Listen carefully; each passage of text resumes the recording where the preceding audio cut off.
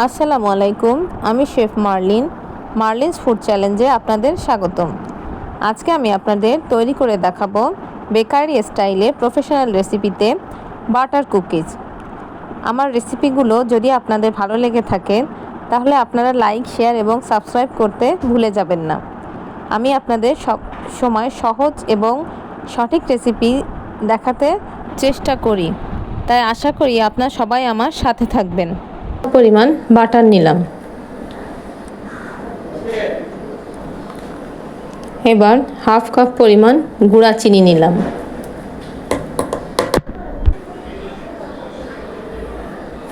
এবার বাটার আর চিনিটা প্রথমে একটু কাঁটা দিয়ে মিশিয়ে নেব। সামান্য একটু এভাবে একটু মিশিয়ে নিয়ে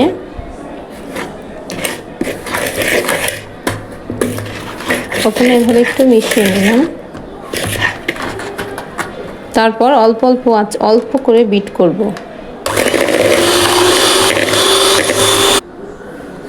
অল্প একটু সময় বিট করার পরে এখন আমি এতে 1 টেবিল চামচ পরিমাণ ডিম দেব। 1 টেবিল চামচ পরিমাণ ডিম দিলাম। এখন ডিমটা দিয়ে আমি এটাকে আবার বিট করব।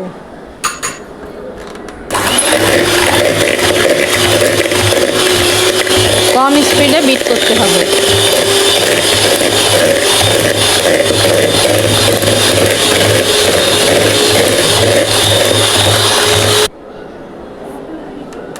ততক্ষণ বিট করব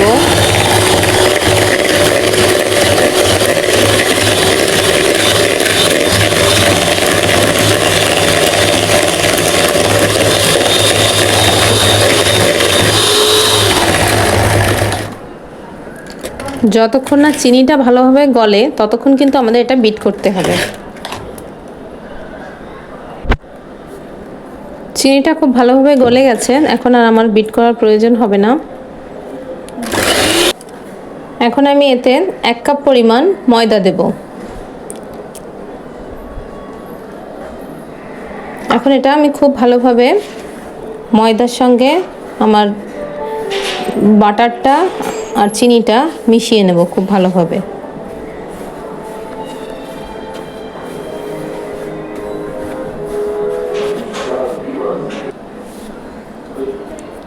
এইভাবে পুরো মিশ্রণটাকে আমি ময়দার সঙ্গে মিশিয়ে নিলাম।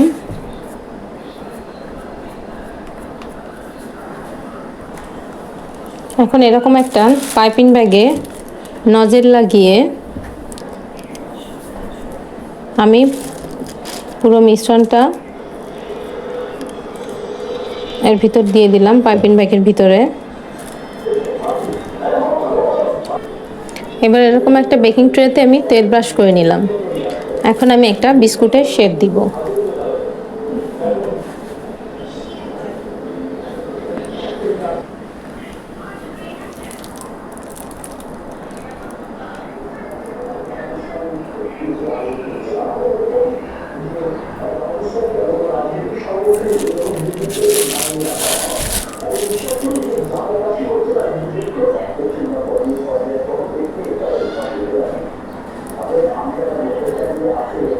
যে কোনো শেপ দিতে পারেন আপনাদের পছন্দ মতো, যে কোনো নজেল দিয়ে।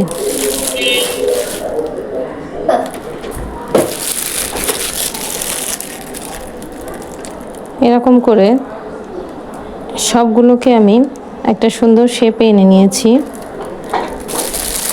এভাবে আমি সবগুলো বিস্কুট শেপ করে নিলাম।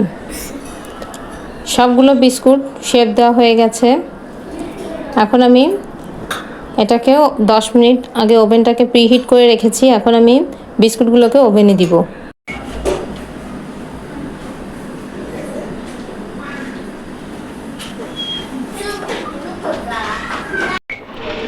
এবার একটা ওভেনে 15 মিনিটের জন্য আমি এটাকে দিলাম।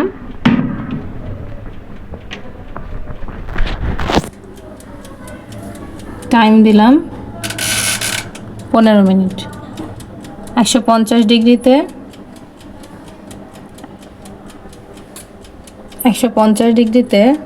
15 মিনিট দিয়েছি। 15 মিনিট পর এটাকে আমি বের করব। দেখেন মাশাল্লাহ বিস্কুটগুলো পুরোটাই বেক হয়ে গেছে। এখন আমি এটা আপনাদের পরিবেশন করে দেখাচ্ছি। তৈরি হয়ে গেল আমার সুস্বাদু বাটার বিস্কুট। আপনারা বাসায় এটা অবশ্যই ট্রাই করবেন। আমি আপনাদের ভেঙে দেখাচ্ছি, দেখেন কতটা পারফেক্ট হয়েছে। তো আশা করছি আপনাদের সবার রেসিপিটা ভালো লেগেছে। ভালো লাগলে আমাকে লাইক, শেয়ার এবং সাবস্ক্রাইব করতে ভুলে যাবেন না। আজ এই পর্যন্ত, আল্লাহ হাফেজ।